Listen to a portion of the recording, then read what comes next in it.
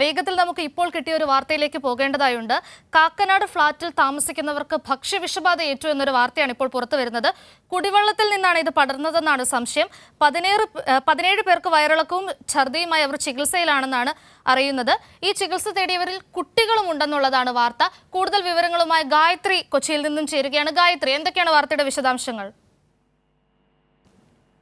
കാക്കനാട് ഫ്ളാറ്റിലാണ് ഇപ്പോൾ ഭക്ഷ്യവിഷബാധയേറ്റതായി റിപ്പോർട്ട് ചെയ്യുന്നത്. ഏകദേശം 17ഓളം പേർക്ക് ഭക്ഷ്യവിഷബാധയേറ്റതാണ് ഫ്ളാറ്റ് അധികൃതർ പറയുന്നത്. എന്നാൽ അതിലും കൂടുതൽ ആളുകൾക്ക് ഭക്ഷ്യവിഷബാധയേറ്റതായാണ് സംശയിക്കുന്നത്. ഇവിടെ ഏകദേശം 1000-ന് മേലെ 1268ഓളം ഫ്ളാറ്റുകളുണ്ട്. അതിനാൽ തന്നെ ഇവിടെ ജീവിക്കുന്ന ആളുകളുടെ താമസിക്കുന്ന ആളുകളുടെ എണ്ണം വളരെ കൂടുതലാണ്. 17 പേരുടെ കാര്യം മാത്രം ഔദ്യോഗികമായി പുറത്തുവിടുമ്പോൾ ഇതിൽ എത്രയോ പേർ റിപ്പോർട്ട് ചെയ്യാതെ പോയിട്ടുണ്ട്, അല്ലെങ്കിൽ സ്വകാര്യ ആശുപത്രികളാണ് കൂടുതൽ ആളുകളും ചികിത്സ തേടിയിരിക്കുന്നത്. എന്തായാലും മെഡിക്കൽ അധികൃതർ, ആരോഗ്യ വകുപ്പ് അധികൃതർ ഇപ്പോൾ ഈ ഫ്ളാറ്റ് സമുച്ചയത്തിൽ എത്തിയിട്ടുണ്ട്.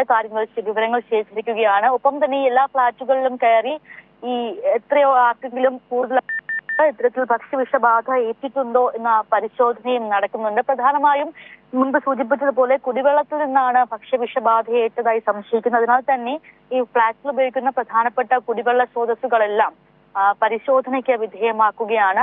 ഇപ്പോൾ ഫ്ളാറ്റ് അധികൃതർ പറയുന്നതനുസരിച്ച് ഈ കുടിവെള്ള സ്രോതസ്സുകൾ നിലവിലുള്ളതൊക്കെ പരിശോധനയ്ക്ക് വേണ്ടി മാറ്റിക്കൊണ്ട് പുറത്തുനിന്ന് ടാങ്കർ എത്തിച്ചാണ് ഇപ്പോൾ ഇവിടെ കുടിവെള്ളം എത്തിക്കുന്നതെന്നാണ് ഫ്ളാറ്റ് അധികൃതർ പറയുന്നത്. ഗായത്രി, അതുപോലെ തന്നെ നിലവിൽ ചികിത്സയിൽ കഴിയുന്ന ആരുടെയെങ്കിലും അവസ്ഥ ഗുരുതരമായുണ്ടോ? നിലവിൽ അത്തരത്തിലുള്ള വിവരങ്ങൾ ലഭ്യമല്ല.